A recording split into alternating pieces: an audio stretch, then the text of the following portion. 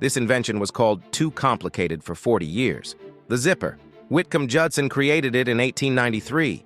He thought it would replace buttons forever. It didn't. People looked at the metal teeth and said no thanks. Buttons were simple. Buttons made sense. Zippers. Too confusing. For decades, the zipper sat unused. Then World War I happened. Soldiers needed boots that closed fast.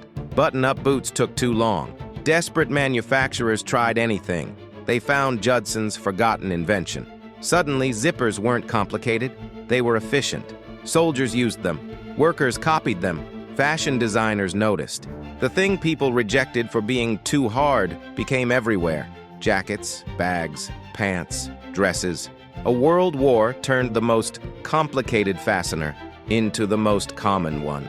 Sometimes the best ideas just need the right crisis.